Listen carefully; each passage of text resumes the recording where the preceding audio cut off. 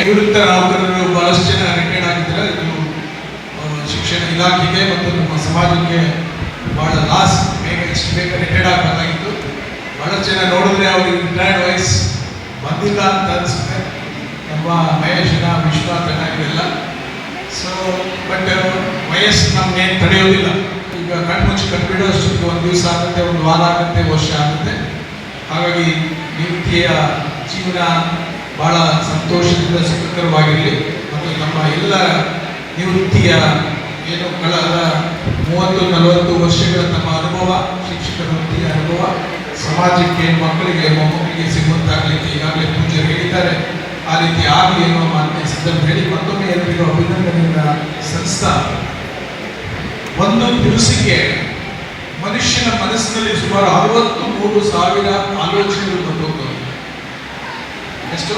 63,000 thoughts, ಆಲೋಚನೆಗಳು ಬಂದು ಹೋಗ್ತವೆ. ನಾವೀಗ ಯಾರು ನೋಡ್ತಿದ್ದೇವೆ, ಅವ್ರ ಬಗ್ಗೆ ಬರುತ್ತೆ, ಮತ್ತಿನ್ನೇನೋ ಬರುತ್ತೆ, ಮತ್ತಿನ್ಯಾರ ಪಕ್ಕದಲ್ಲಿ ಮಾತಾಡ್ತಿದ್ದಾರೆ, ಹಾಗೆ ಯೋಚನೆಗಳು. ಅದರಲ್ಲಿ 99.9 ಉಪಯೋಗ ಬಾರದ ಆಲೋಚನೆ. ಎಷ್ಟು? 63,000 ಆಲೋಚನೆಗಳಲ್ಲಿ, ಥಾಟ್ಸ್ ಅಲ್ಲಿ ಸುಮಾರು 99.9 thoughts thoughts they are not at all useful to our life, our daily life. ಆವತ್ತಿನ ದಿನದ ಜೀವನವನ್ನ ಖುಷಿಯಾಗಿ ಬದುಕಲಿಕ್ಕೆ ಉಪಯೋಗಕ್ಕೆ ಬಾರದಂತಹ ಆಲೋಚನೆ. ಅದನ್ನು ಹೇಗೆ ಕಡಿಮೆ ಮಾಡ್ಕೊಂಡು ಬದುಕರೋ ಅವ್ರ ಮಾತ್ರ ಸಂತೋಷವಾಗಿರಲಿಕ್ಕೆ ಸಾಧ್ಯ ಅಂತ ಅನೇಕ ಅಧ್ಯಯನಗಳು ಈಗಾಗಲೇ ತಿಳಿಸಿದೆ. ದಟ್ಸ್ ವಾಟ್ ಏನು ಎಲ್ಲ ಸ್ಪಿರಿಚುವಲ್ ಮಾಸ್ಟರ್ಸ್ ಅಂತ ಏನು ಕರಿತೇವೋ, ಆಧ್ಯಾತ್ಮಿಕ ಗುರುಗಳು, ಅವರೆಲ್ಲ ಹೇಳೋದೇ ನಿಮ್ಮ ಮನಸ್ಸನ್ನ ಹೇಗೆ ಹತೋಟಿಯಲ್ಲಿ ಇಟ್ಕೋಬೇಕು, ಅದನ್ನು ಹೇಗೆ ಕಡಿಮೆ ಮಾಡಬೇಕು. ಬಹುಶಃ ಅದಕ್ಕೆ ಬಹಳ ಸುಂದರವಾದ ಒಂದು ಕನೆಕ್ಟ್ನ ಏನು ಪೂಜೆ ಹೇಳಿದ್ರು, ಲಿಂಗ ಪೂಜೆ. ಬಹುಶಃ ನಾವು ಈಗ ಸಮಾಜದಲ್ಲಿ ಹುಟ್ಟಿದ್ದೇವೆ ಅಂದರೆ ಅದೇ ಒಂದು ಬಹುದೊಡ್ಡ ಭಾಗ್ಯ. ಸೊ ನಮಗೆ ದೇವರ ಅನುಗ್ರಹದಿಂದ ನಾವು ಲಿಂಗವನ್ನ ಹುಟ್ಟಾಗಲೇ ನಮಗೆ ಹೆಸರು ಇಡುವಾಗಲೇ ಲಿಂಗವನ್ನು ಕೊಡ್ತಾರೆ. ಸೊ ನಾವು ಲಿಂಗವನ್ನ ಪೂಜೆ ಮಾಡುವ ಮೂಲಕ ಏನು ನಮಗೆ ಬೇಡದೆಲ್ಲ ಥಾಟ್ಸ್ ಇದೆಯೋ, ನಮ್ಮನ್ನೆಲ್ಲ ಕ್ಷಣಿಕವಾಗಿ ಡಿಸ್ಟರ್ಬ್ ಮಾಡ್ತಿರುತ್ತೋ, ಅದನ್ನೆಲ್ಲ ರೆಗ್ಯುಲೇಟ್ ಮಾಡಿದ್ರೆ ತಾನೇ ನಾವು ಸುಖವಾದ ಬರ್ಬೋದು. ನಮ್ಮ ಏಜ್ ಪ್ರೊಲಾಂಗ್ ಆಗ್ತಾ. ಇದನ್ನೆಲ್ಲ ನಾನೇನು ಸುಮ್ಮನೆ ಹೇಳ್ತಿಲ್ಲ, ಇದೆಲ್ಲ ವೈಜ್ಞಾನಿಕವಾಗಿ, ಸೈಂಟಿಫಿಕ್ ಆಗಿ ಬಹಳಷ್ಟು ಸ್ಟಡೀಸ್, ರಿಪೋರ್ಟ್ಸ್ ಇದೆ.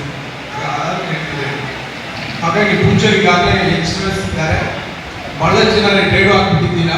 ಈಗಾಗಲೂ ಲಿಂಗವನ್ನ ಧರಿಸಿ ಪೂಜೆಯನ್ನು ಮಾಡಿ ಆ ಮೂಲಕ ನಾವು ಮತ್ತು ದೇವರ ಮಧ್ಯೆ ಇರುವ ಏನು ಗ್ಯಾಪ್ ಏನಿದೆ ಅದನ್ನು ಕಡಿಮೆ ಮಾಡಬೇಕು. ನಮ್ಮ ವಚನ ಧರ್ಮಗಳು ಹೇಳುತ್ತೆ,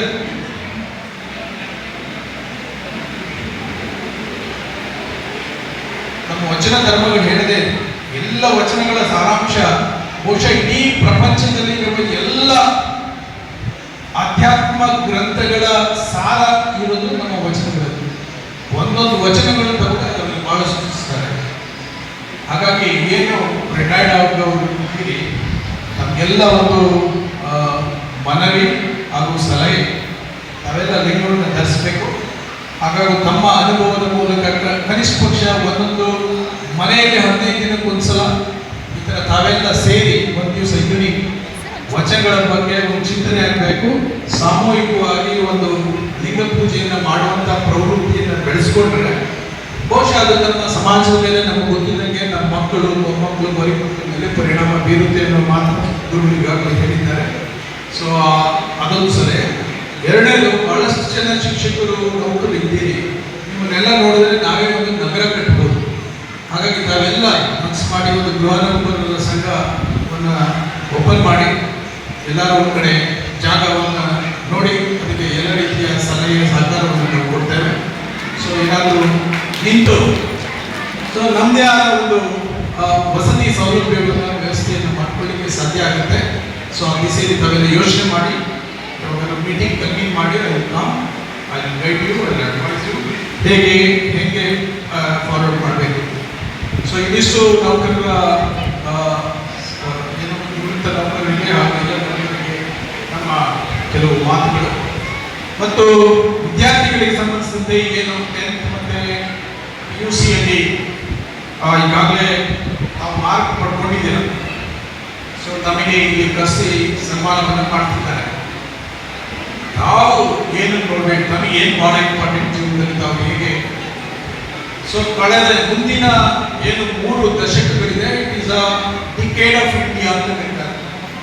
ಭಾರತದ ದಶಕಗಳು.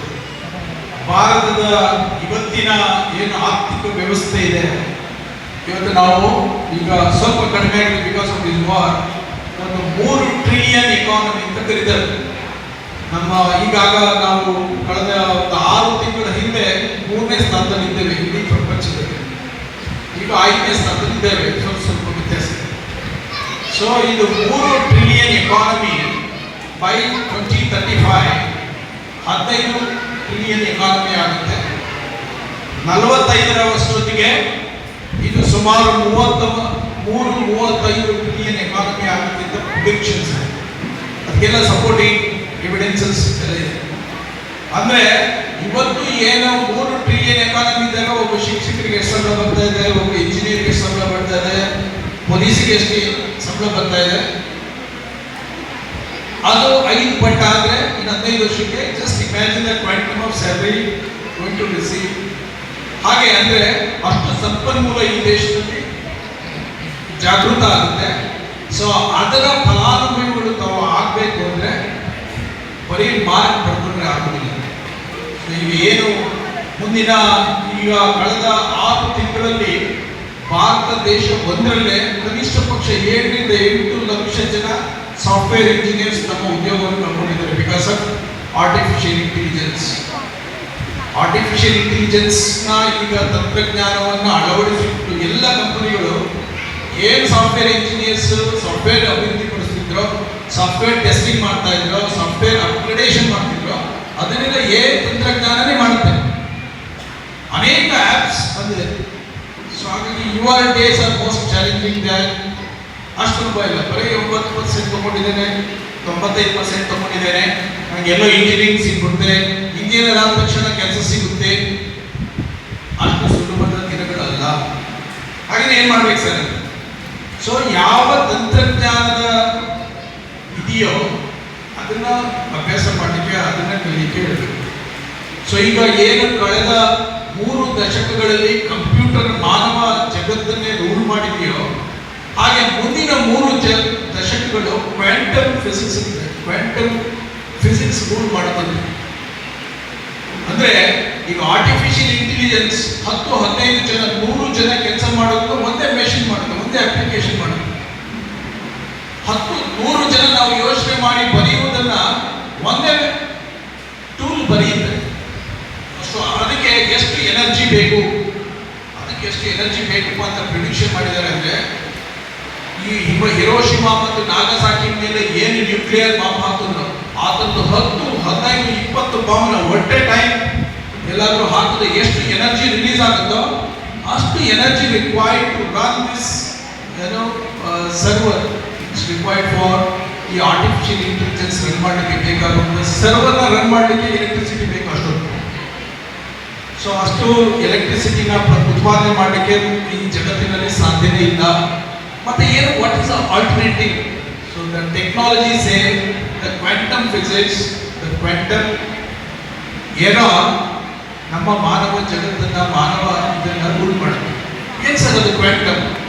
ಸೊ ನಮಗೆಲ್ಲ ಗೊತ್ತಿದೆ, ಎಷ್ಟೊತ್ತಿಗೆ 8th 9th 10th ಸ್ಟ್ಯಾಂಡರ್ಡ್ ಏನು ಓದಿದ್ದೀರಾ ಅಥವಾ PUC ಏನು ಓದ್ತಿದ್ದೀರಾ ಅವರೆಲ್ಲ ಏನು ಅಟಾಮಿಕ್ ಲೆವೆಲ್ ಅಲ್ಲಿ ಇದನ್ನ ಸಬ್ ಅಟಾಮಿಕ್ ಪಾರ್ಟಿಕಲ್ಸ್ ನ ಹೇಗೆ ಹಿಡಿದಿಟ್ಕೊಂಡು ಅದರ ಮೂಲಕ ಹೇಗೆ ಮಾಡಬೇಕು. ಈಗ ಮೊದಲೆಲ್ಲ ಸಣ್ಣ ಮೊಬೈಲ್ ನಮ್ಮ ಕೈಲೇ ಇತ್ತು, ನಾವು ಮೊಬೈಲ್ ಉಪಯೋಗ ಮಾಡಲಿಕ್ಕೆ ಶುರು ಮಾಡಿದಾಗ ಅಷ್ಟು ದಪ್ಪದ ಮೊದಲು ಥಿನ್ ಮೊಬೈಲ್ ಇದೆ. ಈ ಕ್ವಾಂಟಮ್ ಫಿಸಿಕ್ಸ್ ಆಧಾರದ ಮೇಲೆ, ಕ್ವಾಂಟಮ್ ಆಧಾರದ ಮೇಲೆ ಬಹುಶಃ ಇದು ಒಂದು ನಮ್ಮ ಹತ್ರ ಸ್ಕೇಲ್ ಇರುತ್ತಲ್ಲ, ಆ ಸ್ಕೇಲ್ ಥಿಕ್ನೆಸ್ ಬರ್ಬೋದು. ನಮ್ಮ ಟಿವಿ ಎಲ್ಲ ಜಸ್ಟ್ ಒಂದು ಸಣ್ಣ ಚಾಪೆ ತರ ಇರ್ಬೋದು, ಫೋಲ್ಡ್ ಮಾಡಿ ಇಟ್ಕೋಬಹುದು. ಲ್ಯಾಪ್ಟಾಪ್ ಎಲ್ಲ ಜೇಬಲ್ಲಿ ಫೋಲ್ಡ್ ಮಾಡಿ ಇಟ್ಕೋಬಹುದು, ಮೊಬೈಲ್ ಎಲ್ಲ ಫೋಲ್ಡ್ ಮಾಡಿ ಇಟ್ಕೊಳ್ಬಹುದು. ಸೊ ಈಗಾಗಲೇ ಅಂತ ತಂತ್ರಜ್ಞಾನ ಅಭಿವೃದ್ಧಿ ಆಗ್ತಾ ಇದೆ. ಅನೇಕ ವಿಜ್ಞಾನಿಗಳು ಈ ರಂಗದಲ್ಲಿ ಕೆಲಸ ಮಾಡ್ತಿದ್ದಾರೆ. ಈಗ ಮಾನವ ಏನು ಸಹಿತ ವಿಜ್ಞಾನಿಗಳಿದ್ದಾರೆ ಅವ್ರ ಜೊತೆಗೆ ಆರ್ಟಿಫಿಷಿಯಲ್ ಇಂಟೆಲಿಜೆನ್ಸ್ ಆಗಿ ಕೆಲಸ ಮಾಡ್ತಾರೆ. ಹಾಗಾಗಿ ಮುಂದಿನ ದಿನಗಳಲ್ಲಿ ಏನು ವಿದ್ಯಾರ್ಥಿಗಳಿದ್ದೀರಿ ತಾವೆಲ್ಲ ಏನು ಮಾರ್ಕ್ ಪಡೆದ ತಕ್ಷಣ ನಾವು ಬುದ್ಧಿವಂತರಲ್ಲ. ಸೊ ನೀವು you need to develop a passion. ಬರೀ 85% ಬಂದರೆ ಸರಿ ಏಯ್ತಲ್ಲೋ ಟೆಂತ್ ಸ್ಟ್ಯಾಂಡರ್ಡ್ಲೋ PUCನೋ, but what is your passion? ಏನು ಸರ್ ಅಂದರೆ ಪ್ಯಾಷನ್ ಅಂದರೆ ಯಾವ ಸಬ್ಜೆಕ್ಟ್ನ ತಾವು ಓದ್ತಿದ್ದೀರೋ, physics, maths, biology, chemistry or political science, economics, ಯಾವುದಾದ್ರು ನಿಮ್ಗೆ ಸುಸ್ತೇ ಆಗಲ್ಲ, ಯಾವುದಾದ್ರೂ ನಿಮ್ಗೆ ಬೇಜಾರೇ ಆಗಲ್ಲ, ಯಾವುದಾದ್ರೆ ನಿಮಗೆ ಶಕ್ತಿ ಬಂದಂಗಲ್ಲ, ಯಾವುದಾದ್ರೆ ನಿಮಗೆ ಭಾಳ ಖುಷಿ ತರುತ್ತೆ, ಯಾವುದಾದ್ರೆ ನಿನ್ನ ಮಲ್ಕೊಳ್ಳಿಕ್ಕೆ ಬಿಡೋದಿಲ್ಲ. That is what is called as a passion. So ಆ ಪ್ಯಾಷನ್ ಯಾವುದಕ್ಕೆ ಬೆಳೆಸ್ಕೊಂಡಿದೆ, ಯಾವುದಿದೆ ನಿಮಗೆ ಪ್ಯಾಷನ್? ಸೊ ನಾವು ಏನೋ ಮಾರ್ಕ್ನ ಓದಿ ಬ್ಯಾಕ್ ಮಾಡಿ ಅಥವಾ ತಮ್ಮ ಲಕ್ ಇದ್ದು ನಮ್ಗೆ ಗೊತ್ತಿರುವ ಪ್ರಶ್ನೆಗಳೇ ಬಂದಿದ್ದು ಮಾರ್ಕ್ ಬಂದಿರ್ಬೋದು, but unless you have a passion you cannot progress. ನೀವು ಮುಂದೆ ಮುಂದೆ ಮುಂದೆ ಹೋಗ್ಲಿಕ್ಕೆ ಆಗೋದಿಲ್ಲ. ಹಾಗಾಗಿ please develop a passion. Passion ಅದು ಬಹಳ ಇಂಪಾರ್ಟೆಂಟ್. ಪ್ಯಾಷನ್ ಅದಕ್ಕೆ ಮಾಡ್ಕೊಳ್ಳಿ. ಅಂದರೆ ನೀವು ಸ್ಟಾರ್ಟ್ ಸರ್ಚಿಂಗ್. ನಾನು ಏನು ಮಾಡಿದ್ರೆ ಏನು ಓದಿದ್ರೆ ಖುಷಿ ಸಿಗ್ತದೆ, ಏನು ಓದಿದ್ರೆ ನನಗೆ ಮನಸ್ಸು ಸ್ಟಾರ್ಟ್ ವರ್ಕಿಂಗ್ ಇನ್ಸೈಡ್. ಚಿಂತನೆ ಆಲೋಚನೆ ಎಲ್ಲಿ ಜಾಗೃತ ಆಗ್ತಾ ಇದೆ ಅದನ್ನು ಪತ್ತೆ ಹಚ್ಕೋಬೇಕು. ಅದೇನು ಆ ದಿಕ್ಕಿನಲ್ಲಿ ಹೋಗ್ಬೇಕು. ಸರ್ ನಾನು ಯಾವುದೂ ಇಲ್ಲ ಇವತ್ತಿಂದ ಶುರು ಮಾಡೋದು ಸಾಧ್ಯ ಆಗುತ್ತೆ? ಎಸ್. ನಾವೊಬ್ಬರು ಹೆಸರು ಕೇಳಿರ್ಬೋದು, ಇಲಾನ್ ಮಸ್ಕ್ ಅಂತ, ಅಮೆರಿಕದ ಬಹುದೊಡ್ಡ ಬಿಸ್ನೆಸ್ ಮ್ಯಾನ್. ಏನು ಇಸ್ರೋ ಅಂತ ಕರಿತಿದ್ದೇವೆ, ನಾಸಾ ಅಂತ ಕರಿತಿದ್ದೇವೆ, ಏನು ಈ ಸ್ಯಾಟಲೈಟ್ನೆಲ್ಲ ಲಾಂಚ್ ಮಾಡುವ ರೆಗ್ಯುಲೇಟ್ ಮಾಡುವಂಥ ಸಂಸ್ಥೆಗಳಿದೆ, ಅಲ್ಲಿ ಸಾವಿರಾರು ಜನ ಇಂಜಿನಿಯರ್ಸ್ ಇದ್ದಾರೆ. ಅವರು ಕಳೆದ 30-40 ವರ್ಷಗಳಲ್ಲಿ 70 ವರ್ಷಗಳಲ್ಲಿ ಮಾಡಿದ ತಂತ್ರಜ್ಞಾನವನ್ನು ಸಂಶೋಧನೆಯನ್ನ ಅವರು ಕೇವಲ Elon Musk and his team ಕೇವಲ 106 ಮಂದಿ ಸೇರಿಕೊಂಡು ಅವರೇ ಸ್ಯಾಟಲೈಟ್ ಲಾಂಚ್ ಮಾಡಬೇಕು. ಸೊ ಅವರು ಫಿಸಿಕ್ಸ್ ಓದಿಲ್ಲ, ಅವರು ಮ್ಯಾಥ್ಸ್ ಓದಿಲ್ಲ, ಬಟ್ ಈ ಡೆವಲಪ್ಡ್ ಅನ್ ಇಂಟ್ರೆಸ್ಟ್. ಒಂದು 6 ತಿಂಗಳು ಅವರು ಅಮೆರಿಕ ಹೇಳ್ತಾರೆ, ಅವರ ಪುಸ್ತಕದಲ್ಲಿ ಬಂದಿದ್ದಾರೆ, ಅವರು ರಷ್ಯಾಗೆ ಹೋಗಿ ಯಾವುದಾದ್ರು ಈ ಸ್ಪೇಸ್ ಸೈಂಟಿಸ್ಟ್ ಭೇಟಿ ಮಾಡಿ ಅವ್ರ ಹತ್ರ ಕೆಲವು ಮಾಹಿತಿಗಳನ್ನ ತಗೊಂಡು ಲ್ಯಾಬ್ ವರ್ಕ್ ಮಾಡಲಿಕ್ಕೆ ಶುರು ಮಾಡಿದಾಗ ಅವ್ರಿಗೆ ಅಡ್ವೈಸ್ ತಗೊಳ್ಳಿಬೋದು. ಸೈಂಟಿಸ್ಟ್, ಸ್ಪೇಸ್ ಸೈಂಟಿಸ್ಟ್, ಒಬ್ಬ ಗ್ರೇಟ್ ಸ್ಪೇಸ್ ಸೈಂಟಿಸ್ಟ್ನ ಭೇಟಿ ಮಾಡಿ ನಾನೀಗೆ ನಮ್ಮದೇ ಸ್ಯಾಟಲೈಟ್ ಲಾಂಚ್ ಮಾಡಬೇಕಂತಿದ್ದೇನೆ. So we want to develop a technology, can you guide us? Scientist who is a developing scientist who brought you ಅಂತ ಕೇಳಿದ್ರು. ನೀವು ಬಿಸ್ನೆಸ್ ಮ್ಯಾನ್ ಅಲ್ಲ? I the scientist, I want to work, first I want to understand. ನಾನೇ ಆ ವಿಜ್ಞಾನಿ ಕೆಲಸವನ್ನು ನಾನೇ ಮಾಡಿ ಪ್ರಾರಂಭ ಮಾಡ್ತಿದ್ದೇನೆ. I wanted to develop a technology. ಮುಖದ ಮೇಲೆ ಉಗಿದು ಕಳಿಸ್ಬಿಟ್ಟ ಅವನು ಸೈಂಟಿಸ್ಟ್. ಇಲಾನ್ ಮಸ್ಕ್ ಬಹುಶಃ ಈ ಪ್ರಪಂಚದಲ್ಲಿ ಬಹಳ ರಿಚೆಸ್ಟ್ ಮ್ಯಾನ್ ಅಂದರೆ ಇಲಾನ್ ಮಸ್ಕ್ ಟುಡೇ. ಒಂದು ಎಕಾನಮಿ, ಒಂದು ಎಷ್ಟು ಟೋಟಲ್ ಇನ್ಕಮ್ ಅಪ್ಪ ಅಂದರೆ $1 trillion $1 trillion ರಿಸೋರ್ಸ್ ಅವ್ರದ್ದು ಸಂಪತ್ತು. ಸೊ ಅವರು he came back, he work in his lab, ಅಲ್ಲೇ ಮಲ್ಕೋತಾ ಇದ್ರು. ಅವ್ರು ಹೇಳ್ತಾರೆ ಒಂದು ವಾರದಲ್ಲಿ ಕನಿಷ್ಠ ಪಕ್ಷ 120 ಗಂಟೆ ಕೆಲಸ ಮಾಡ್ತಾರೆ ಲ್ಯಾಬ್ನಲ್ಲಿ. 120 ಗಂಟೆ. ನಾವೆಷ್ಟು ಗಂಟೆ ಓದಿದ್ದೇವೆ ಒಂದು ವಾರದಲ್ಲಿ?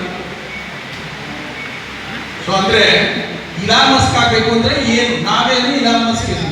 ಹಾಗೆ ಇಲಾನ್ ಮಸ್ಕ್ ಆಗಲಿಕ್ಕೆ ಸಾಧ್ಯನೇ ಸರ್ ನಮಗೆ? It is possible. ಸೊ ಹಾಗಾಗಿ ತಾವು ಎಲ್ಲಿ ಪ್ಯಾಷನ್ ಇದೆ, ಯಾವುದರಲ್ಲಿ ಆಸಕ್ತಿ ಇದೆ ಅದನ್ನು ತಿಳಿದುಕೊಂಡು ಮುಂದೆ ಮುಂದೆ ಹೋಗಬೇಕು. So that you can get a best of the best opportunities. ಯಾವುದು ದೇಶದಲ್ಲಿ ನಾವು ಬೇರೆ ದೇಶಕ್ಕೆ ಏನು ಹೋಗುವ ಅವಶ್ಯಕತೆ ಇಲ್ಲ ಈ ಮುಂದಿನ ದಿನಗಳಲ್ಲಿ. ಇದೇ ದೇಶದಲ್ಲಿ ಬೇರೆ ದೇಶಗಳಿಗೆ ಏನೆಲ್ಲ ಸವಲತ್ತುಗಳಿದೆಯೋ ತಿಳಿಸಿ. ಸೊ ಹಾಗಾಗಿ ಅಂಥ ಮನಸ್ಸನ್ನು ಬೆಳೆಸ್ಕೊಳ್ಬೇಕು, ಆ ದಿಸೆಗೆ ಹೋಗಬೇಕು. ನಿಮ್ಮಲ್ಲಿ ಏನು ಲೆವೆಲ್ ಇದಿದೆ, ಮೊಬೈಲ್ ಇದೆ, ಅದನ್ನು ಬಹಳ ಉತ್ತಮ ಉದ್ದೇಶಕ್ಕೆ ಬಳಸ್ಕೋಬೇಕು. ಈ ಮೊಬೈಲ್ನಲ್ಲಿ ಲಾಟ್ ಆಫ್ ಬ್ಯಾಡ್ದನೇ ಇರೋದೆಲ್ಲ ಉಪಯೋಗ ಇದೆ. ನಮ್ಮ ಮನಸ್ಸನ್ನ ಎಲ್ಲೋ ಯಾವುದೋ ಕಡೆ ಎಳ್ಕೊಂಡು ಹೋಗುವಂಥ ಎಲ್ಲ ತಂತ್ರಜ್ಞಾನ ಇದರಲ್ಲಿದೆ, ಅಪ್ಲಿಕೇಶನ್ಸ್ ಇದೆ. ಬಟ್ ನಮಗೆ ಉಪಯೋಗ ಆಗುವಂಥ ಅಷ್ಟೇ ಅಪ್ಲಿಕೇಶನ್ಸ್ ಇದೆ. ನಾ ಹೇಳಿದ್ರೆ ಇದನ್ನು ಸರಿಯಾದ ದಿಕ್ಕಿನಲ್ಲಿ ತಮ್ಮ ನಾಲೆಡ್ಜ್ ಇಂಟಿಗ್ರೇಷನ್ಗೆ, ನಮ್ಮ ನಾಲೆಡ್ಜ್ ಅಪ್ಗ್ರೇಡೇಷನ್ಗೆ ಉಪಯೋಗ ಮಾಡಬೇಕು. ಸೊ ಹಾಗಾಗಿ ಈಗ ಭಾಳ ನಾವು ಹೆಂಗೆ ಹೆಚ್ಚಿದ್ದೀರಾ, ನಮ್ಮ ತಂದೆ ತಾಯಿಗಳು ಮೊಬೈಲ್ ಇಟ್ಕೊಂಡಿದ್ರೆ ಕೂಗಾಡ್ತಾರೆ, ಮುಂದೆ ಹೇಳ್ತಾರೆ ಮೊಬೈಲ್ ಹೆಚ್ಚು ಉಪಯೋಗ ಮಾಡಬೇಡ, ಏನು ಮಾಡ್ತಿದ್ಯಾ, ಯಾರಿಗೆ ಮೆಸೇಜ್ ಮಾಡ್ತೀಯ ಅಂತ ಇದು ವಯಸ್ಸು ಬಿಕಾಸ್ ಆಫ್ ಏನು ಟ್ರಾನ್ಸಿಷನ್, ಈ ಅಡೋಲಸೆನ್ಸ್ ಏಜ್ ಹಾರ್ಮೋನ್ ಸಿಟ್ ಬರುತ್ತೆ. ತಂದೆ ತಾಯಿಗಳ ಮೇಲೆ ಸಿಟ್ ಮಾಡ್ಕೋಬೇಡ್ರಿ, ಅಥವಾ ನಿಮ್ಮ ಅಕ್ಕಪಕ್ಕದ ಹಿರಿಯರು ಯಾರಾದ್ರೂ ಅಡ್ವೈಸ್ ಮಾಡಿದ್ರೆ ಸಿಟ್ ಮಾಡ್ಕೋಬೇಡ್ರಿ. ಯು ಥಿಂಕ್ ಒನ್ಸ್, ಎಸ್ ಬೆಳಗ್ಗೆ ನಾನು ಯಾವುದೋ ವ್ಯಾಟ್ಸಪ್ ಬಂದವು ಅಥವಾ ಯಾವುದೋ ರೀಲ್ಸ್ ನೋಡಿಕೊಂಡು 3 ಗಂಟೆ ಸಮಯ ಕಳೆದಿದ್ದೇನೆ ಅಂದರೆ got out of it. At the end of the day ನೀವು ಏನನ್ನ ಹೊಸದಾಗಿ ಏನನ್ನು ಕಲ್ತ್ರಿ, ಏನನ್ನ ನನಗೆ ಕೊಟ್ಟು ಇದು ಈ ಸಮಯ ಮೊಬೈಲ್ ಇಟ್ಕೊಂಡು. ಸೊ ಹಾಗಾಗಿ ಬಹಳ ಜಾಗೃತ ಆಗಿರ್ಬೇಕು. ಸೊ ಎಷ್ಟು ಈಗ ಹಿಂದೆ ಎಲ್ಲ ಹೇಳ್ತಾ ಇದ್ರು, if you are with idiots from morning to evening, ನೀನು ಒಬ್ಬ ಇಡಿಯಟೇ ಆಗ್ತೀಯ ಅಂತ. ಅದು ಇಟ್ಸ್ ಪ್ರೋವೆಬ್, ಗಾದೆ. ಅದು ಬೆಳಗಿನ ಸಂಜೆವರೆಗ ನಿಮ್ಮ ಸಮಯವನ್ನು ಇಡಿಯಟ್ ಜೊತೆ ಕಳೆದಿದ್ರೆ ನೀನು ಒಬ್ಬ ಇಡಿಯಟೇ ಆಗ್ತೀಯ ಅಷ್ಟೇ, ಅದರಲ್ಲೇನು ಬೇರೆ ಸಂದೇಹನೇ ಇಲ್ಲ. ಅದೇ ಥರ ಮೊಬೈಲ್ ದೊಡ್ಡ ಇಡಿಯೇಟಿನ ಜೊತೆಗೆ 8 ಜನ ಇಡಿಯೇಟ್ ಇದೆ, ಒಂದೇ ಒಂದು ಇಡಿಯೇಟ್ ಇದೆ. So if you are spending your time with your own idiot, so ನೀವು ಇಡಿಯೇಟ್ ಮಾಡಬೇಕು. ಹಾಗೆ ಮೊಬೈಲ್ ಇಡಿಯೇಟ್ ಅಲ್ಲ, ಮೊಬೈಲ್ ಹೇಗೆ ಉಪಯೋಗ ಮಾಡ್ತೀರಾ ಹಾಗೆ ಇದೆ. ಹಾಗಾಗಿ ಮೊಬೈಲ್ನ ಉಪಯೋಗ ಮಾಡೋದನ್ನ ಬಹಳ ಸೂಕ್ಷ್ಮವಾಗಿ ಪ್ರತಿ ದಿವಸ ತಾವು ಹೇಗೆ ಕಳೆದಿದ್ದಾನೆ ಈ ದಿವಸನ, ಎಷ್ಟು ಎಸ್ಟರ್ಡೇಗೂ ಈಗೂ, ನಿನ್ನೆ ದಿವಸಕ್ಕೂ ಈಗೂ ನಾನು ಹೇಗೆ ಎಷ್ಟು ನನ್ನ ಜ್ಞಾನದಲ್ಲಿ, ನನ್ನ ಚಿಂತನೆಯಲ್ಲಿ, ನನ್ನ ಆಲೋಚನೆಯಲ್ಲಿ ಉತ್ತಮವಾಗಿದ್ದೇನೆ ಅನ್ನುವ ಸ್ಕೇಲ್ನ ನೀವು ಪ್ರತಿ ದಿವಸ ನೀವು ಮೆಷರ್ ಮಾಡಿದ್ರೆ ಅದೇ ನಿಮ್ಗೆ ಅಡ್ವೈಸ್ ಮಾಡುತ್ತೆ. ಸೊ ಹಾಗಾಗಿ ಈ ದೇಶದ ಅದ್ಭುತ ಏನು ಆರ್ಥಿಕ ಬೆಳವಣಿಗೆ, ವೈಜ್ಞಾನಿಕ ಬೆಳವಣಿಗೆಯಲ್ಲಿ ನಾವೆಲ್ಲ ಆ ಪಾಲನ್ನ ಪಡಿಬೇಕು ಅಂದರೆ ಎಲ್ಲ ಆಶಯಗಳನ್ನ ಹಿಡಿದಿಟ್ಕೋಬೇಕಾಗುತ್ತೆ. ಆಮೇಲೆ ಬಹಳಷ್ಟು ಏನು ಮಾಧ್ಯಮಗಳಿದೆ, ಬೆಳಗಿನ ಸಂಜೆವರೆಗೆ ಅನೇಕ ಸೀರಿಯಲ್ ಬರುತ್ತೆ. ಬಹಳ ಜನ ಈಗ ಇನ್ನು ಕಾಲೇಜ್ ಶುರುವಾಗಿಲ್ಲ PUC ಅವರಿಗೆ, ಐ ಡೋಂಟ್ ನೋ ಅದೆಷ್ಟು ಸೀರಿಯಲ್ ನೋಡಿದಿರೋ, ಯಾವುದೇ ಸೀರಿಯಲಿಂದ ಏನು ಕಲಿಯುವುದೂ ಇಲ್ಲ, ಬರೀ ಚಾಡಿ ಹೇಳೋದು, ಅವ್ರನ್ನ ಹಾಳು ಮಾಡೋದು, ಇವ್ರನ್ನ ಹಾಳು ಮಾಡೋದೇ ಇದೆ ಬೆಳಗಿನ ಸಂಜೆವರೆಗೆ. ಸೊ ಹಾಗಾಗಿ ಅಂತ ಏನು ಟಿವಿಯ ಇದಕ್ಕೆ ಕಾರ್ಯಕ್ರಮಗಳಿಗೆ ತಮ್ಮನ್ನ ಇನ್ನು ಇನ್ವಾಲ್ವ್ ಮಾಡ್ಕೊಳ್ತಾನೆ. ಯು ಹ್ಯಾವ್ ಟು ಬಿ ಬಹಳ ಐಸೋಲೇಟ್ ಆಗಿರ್ಬೇಕಾದಂಥ ಅವಶ್ಯಕತೆ ಇದೆ, ನಿಮ್ಮನ್ನು ನೀವೇ ಕಂಟ್ರೋಲ್ ಮಾಡ್ಕೊಳ್ಬೇಕಾದಂಥ ಅವಶ್ಯಕತೆ ಇದೆ. ಸೊ ಹಾಗಾಗಿ ಅಂಥ ಮನೋಪ್ರವೃತ್ತಿಯನ್ನು ಬೆಳೆಸ್ಕೊಳ್ಳಿ. ಎಸ್ಪೆಷಲಿ ತಂದೆ ತಾಯಿಗಳು, ಅಜ್ಜ ಅಜ್ಜಿಯರು ಗಮನಿಸಿ. ಇನ್ನು 2 ವರ್ಷ ಬರೀ 90% ಬಂದಿದೆ ನನ್ನ ಮಗ, ಎಲ್ಲ ಆಯಿತು ಮುಗೀತು ಅಂತಂದ್ರೆ ಮುಗೀತು. ಸೊ ನಾವು ಬಹಳ ಸೂಕ್ಷ್ಮವಾಗಿ ಅವನ್ನ ಗಮನಿಸಬೇಕಾದ ಅನಿವಾರ್ಯತೆ ಇದೆ. ಇನ್ನೂ 2 ವರ್ಷ ಅವ್ರನ್ನ ನೀವು ಕೈ ಇಟ್ಟು ಕಾಪಾಡಬೇಕು. ಸೊ ಹಾಗೆ ಮಾಡಿದ್ರೆ ಅವರ ದಿವಸ ಉಜ್ವಲವಾದ ಭವಿಷ್ಯ ಇರುತ್ತೆ. ಸೊ ಯಾವುದೇ ರೀತಿಯ ಸಾಫ್ಟ್ವೇರ್ ಆಗಲಿ, ಡಾಕ್ಟರ್ ಆಗಲಿ, ಎಕನಾಮಿಸ್ಟ್ ಆಗಲಿ, ಒಬ್ಬ ಒಳ್ಳೆ ಲೆಕ್ಚರರ್ ಆಗಲಿ, ಒಬ್ಬ ಒಳ್ಳೆ ಶಿಕ್ಷಕರಾಗಲಿ, ಒಬ್ಬ ಒಳ್ಳೆ ಪೊಲೀಸ್ ಅಧಿಕಾರಿ, ಇವರೆಲ್ಲ ಅಗತ್ಯ ಇದೆ ಇವತ್ತಿನ ಸಮಾಜಕ್ಕೆ. ಸೊ ಅದಕ್ಕೆಲ್ಲ ಮುಖ್ಯವಾಗಿ ನಾವು ಮಾನವರಾಗುವ ಏನು ಪ್ರವೃತ್ತಿಯನ್ನು ಬೆಳೆಸ್ಕೊಳ್ಬೇಕು. ಸುಮ್ಮನೆ ಆಗೋದಿಲ್ಲ. ರೀಡ್ ಬುಕ್ಸ್, ಸುತ್ತಮುತ್ತ ಸಮಾಜವನ್ನು ಬಹಳ ಸೂಕ್ಷ್ಮವಾಗಿ ಗಮನಿಸಬೇಕು. ಹೇಗೆ ನಡ್ಕೊಳ್ತಾರೆ ತಂದೆ ತಾಯಿಗಳ ಜೊತೆ, ಹಿರಿಯರ ಜೊತೆ, ಅಜ್ಜ ಅಜ್ಜಿಯರ ಜೊತೆ, ಪುಸ್ತಕದಲ್ಲಿ ಏನು ಬಂದಿದೆ, ನಾವೇನು ನಡ್ಕೊಳ್ತಿದ್ದೇವೆ, ಯಾವುದೋ ಇದರಲ್ಲಿ ಏನು ಮಾಡ್ಕೊಳ್ತೇವೆ. ಸುಮ್ಮನೆ ನಾನು ನಿಲ್ಲಿಸ್ತೀನಿ ನನಗೆ. ಸೊ ಇದನ್ನ ಮಾಡಿ ಅಂತ ಹೇಳ್ತಾ ನೀವು ನಮ್ಮನ್ನು ಕರೆದ್ಬೇಡ್ರಿ. ಕರೆದ್ರೆ ಯಾವ ಕಾರ್ಯಕ್ರಮದ ಸೆಂಟ್ರಿಕ್ ಪ್ರೋಗ್ರಾಮ್ ಇತ್ತು ಅದಕ್ಕೆ ಹೆಚ್ಚು ಸಮಯ ಕೊಡಬೇಕು. ಬರೀ ಸ್ವಾಗತ ಮಾಡುವ, ಬರೀ ಇದು ಕೊಡುವ ಮೂಲಕ ಆಗೋದಿಲ್ಲ. ಮಕ್ಕಳೆಲ್ಲ ಕಲಿಸಿದಿರ ಅಂದರೆ ಏನಾದ್ರು ತಲೆ ತುಂಬಿ ಕಳಿಸ್ಬೇಕು. ನೀವು ಸಮಾಜ ಕಟ್ಟಲಿಕ್ಕೆ ಕೆಲಸ ಮಾಡ್ತಿರೋದು, ಅದು ಬಿಟ್ಟು ಸುಮ್ಮನೆ ಪದೇ ಫೋನ್ ಮಾಡ್ತಾರೆ, ಜವಾಬ್ದಾರಿ ಇದೆ. ಸೊ ಇದನ್ನು ಹೇಳ್ತಾ, ಸೊ ಮುಂದಿನ ದಿನಮಾನಗಳು ಬಹಳ ಚಾಲೆಂಜಿಂಗ್ ಇದೆ, ಬಹಳ ಅದ್ಭುತವಾಗಿದೆ. ಸೊ ಹಾಗಾಗಿ ಆ ಮುಂದಿನ ಏನು 2 ದಶಕಗಳ ಭಾರತ ದೇಶದ 2 ದಶಕಗಳ ಅಭಿವೃದ್ಧಿಯ ಪಥ ಇದೆ. ಆ ಅಭಿವೃದ್ಧಿಯ ಪಥದಲ್ಲಿ ನಾವು ಇದನ್ನು ಕೈಜೋಡಿಸುವಂತಾಗಬೇಕು. ದೇಶ ಕಟ್ಟುವ ಕೆಲಸ, ನಾನು ಒಬ್ಬ ಒಳ್ಳೆ ವಿಜ್ಞಾನಿಯಾಗಿ, ಒಬ್ಬ ಒಳ್ಳೆ ಅಧಿಕಾರಿಯಾಗಿ, ಸೊ ಇಡೀ ಮಾನವ ಕುಲಕ್ಕೆ ಅನುಕೂಲವಾಗುವುದನ್ನು ಮಾಡಿದ್ರೆ ನೀವು ದೇಶ ಕಟ್ಟುವ ಕೆಲಸದಲ್ಲಿ ಪಾತ್ರರಾಗಿದ್ದೀರಿ. ಈಗ ಇಲಾನ್ ಮಸ್ಕ್, ಸೊ ಅವ್ರದ್ದೇನಿದೆ, ಮಾರ್ಸ್ ಅಲ್ಲಿ ಅಥವಾ ಚಂದ್ರನ ಗ್ರಹದ ಮೇಲೆ ವಸಾಹತನ್ನು ಸ್ಥಾಪಿಸಬೇಕು ಅನ್ನೋ ಆಲೋಚನೆ, ದೊಡ್ಡ ಆಲೋಚನೆ ಇದೆ ನೋಡಿ. ಆಮೇಲೆ ಅವರು ಬಹಳ ಥೀಮ್ ಇರುವಂತ ಒಂದು ಸೋಲಾರ್ ಪ್ಯಾನೆಲ್ ಮಾಡಿದ್ದಾರೆ. ಯಾರು ಏನು ಪ್ಯಾನೆಲ್ಗೆ 10 ವರ್ಷ 5 ವರ್ಷ ಲೈಫ್ ಸ್ಪ್ಯಾನ್ ಇದೆಯೋ ಅದು 30 ವರ್ಷ ಇದೆ ಅವ್ರ ಲೈಫ್ ಸ್ಪ್ಯಾನ್. ಅವ್ರ ಅವರು ಎಲೆಕ್ಟ್ರಿಕಲ್ ಟೆಸ್ಟ್ ಅಂತ ಒಂದು ಕಾರ್ ಮಾಡಿದ್ದಾರೆ. 700-800 ಕಿಲೋಮೀಟರ್ ಒಂದ್ಸಲ ಚಾರ್ಜ್ ಮಾಡಿ ಹೋಗುವಂತ ಕಾರ್ ಅಭಿವೃದ್ಧಿಪಡಿಸಿದ್ದಾರೆ. ಕೇವಲ 10-20 ಜನ ಸೈಂಟಿಸ್ಟ್ಗಳನ್ನ ತೊಡಗಿಸ್ಕೊಂಡು. ಇದೆಲ್ಲ ಮಾನವನ ಜೀವನವನ್ನ ಸುಲಭೀಕರಿಸಲಿಕ್ಕೆ, ಮಾನವನ ಜೀವನವನ್ನ ಸುಖವಾಗಿಡಲಿಕ್ಕೆ, ಮಾನವನ ಜೀವನವನ್ನ ಬಹಳ ಉತ್ಸಾಹದಿಂದ ಕಳೀಲಿಕ್ಕೆ, ಸಂತೋಷದಿಂದ ಕಳೀಲಿಕ್ಕೆ ಏನೆಲ್ಲ ಅಗತ್ಯ ಇದೆ ಮನುಷ್ಯನಿಗೆ, ಅದನ್ನೆಲ್ಲ ನಾವು ಏನಾದರೂ ಮಾಡಬೇಕು. ಅವಾಗ ಮಾತ್ರ ಸಾಧ್ಯ. ಅವಾಗ ಮಾತ್ರ ನಾವು ಸಮಾಜದ ಕಟ್ಟುವ, ದೇಶ ಕಟ್ಟುವ ಕೆಲಸದಲ್ಲಿ ಪಾತ್ರ ಆಗ್ತೇವೆ ಅನ್ನುವ ಮಾತನ್ನು ಅಂತ ಹೇಳಿ ಮತ್ತೊಮ್ಮೆ ಎಲ್ಲ ವಿದ್ಯಾರ್ಥಿನಿಯರು ಏನಿದ್ದೀರಿ, ನಿಮಗೆ ಅದ್ಭುತವಾದ ಭವಿಷ್ಯ ಇದೆ. ಕೇವಲ ಮಾರ್ಕ್ ಪಡ್ಕೊಂಡ ತಕ್ಷಣ ತಾವೆಲ್ಲ ಎಲ್ಲ ಸಿಕ್ಕಿದೆ ಅಂತಿಲ್ಲ. ನಿಮ್ಮ ನಿಜವಾದ ಜವಾಬ್ದಾರಿ ಈಗ ಶುರುವಾಯಿತು. So please develop a best passion. ಒಳ್ಳೆಯ ಒಂದು ಅಭಿರುಚಿಯನ್ನು ಬೆಳೆಸ್ಕೊಳ್ಳಿ. ನಿಮ್ಮ ಓದು ಕಡೆ ಹೆಚ್ಚು ಗಮನ ಇರಲಿ. ಪ್ರತಿ ದಿವಸ ಸಂಜೆ ಮಲಗುವ ಮೊದಲು ಒಮ್ಮೆ ತಿರುಗಿ ನೋಡಿ ನಾನು ಹೇಗೆ ಕಡಿದಿದ್ದೇನೆ ಅಂತ.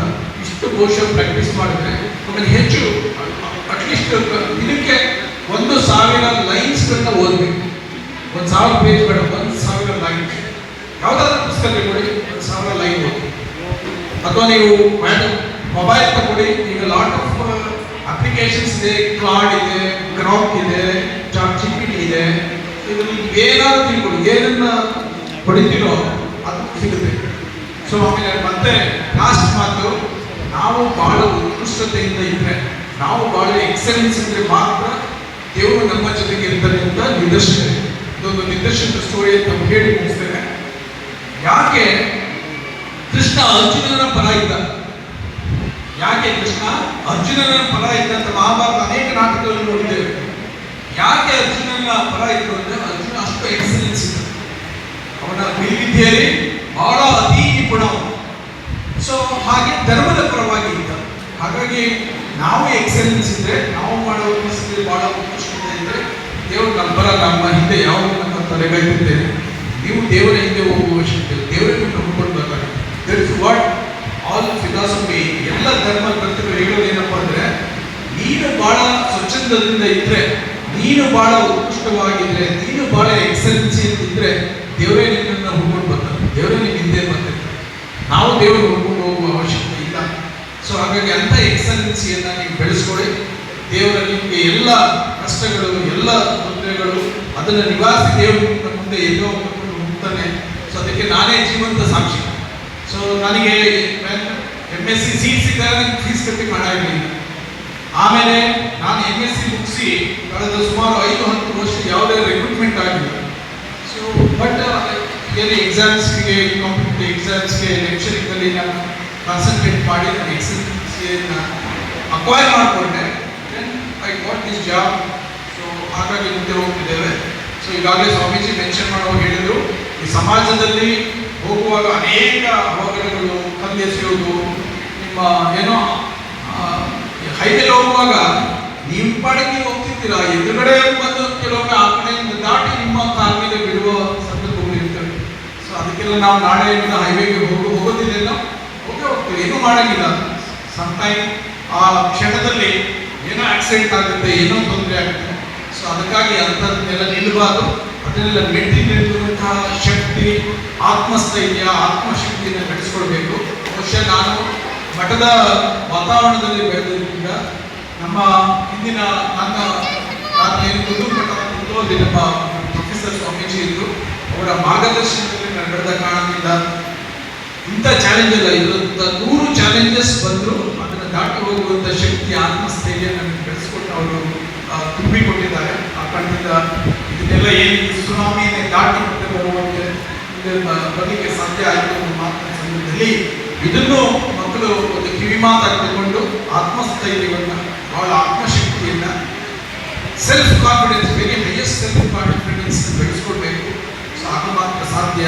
ಸೊ ಈ ದಿನನಿತ್ಯದ ಏನು ನ್ಯೂಸ್ನಲ್ಲಿ, ಪೇಪರ್ನಲ್ಲಿ ಬರ್ತಿರೋದು 90% ನಿಜವಾಗಿರೋದಿಲ್ಲ. ಹಾಗಾಗಿ ಅದನ್ನೆಲ್ಲ ಓದುವಾಗ ಏನೇನು ಅವಶ್ಯಕತೆ ಇದೆಯೋ, ನಮಗೆ ಏನೇನು ಬೇಕು ಅದನ್ನು ಮಾತ್ರ ನಾವು ಕಲಿಬೇಕು ಅನ್ನೋ ಹೇಳಿ ಮತ್ತೊಮ್ಮೆ ಎಲ್ಲ ವಿದ್ಯಾರ್ಥಿನಿಯರಿಗೆ ನಿಮ್ಮ ಭವಿಷ್ಯ ಉಜ್ವಲ ಆಗಲಿ. ನೀವು ಮನುಕುಲದ ಏನು ಸಂತೋಷವಾಗಿ ಬದುಕಲಿಕ್ಕೆ ಏನೆಲ್ಲ ಮಾಡಲಿಕ್ಕೆ ಸಾಧ್ಯ ಆಗುತ್ತೋ ಅದನ್ನೆಲ್ಲ ದೇವರು ನಿಮ್ಮ ಕೈಯಿಂದ ಮಾಡಿಸುತ್ತಾಗಲಿ ಹೇಳಿ ಮತ್ತೊಮ್ಮೆ ಎಲ್ಲರಿಗೂ ವಂದಿಸಿ ಮಾತು ಜೈ ಹಿಂದ್.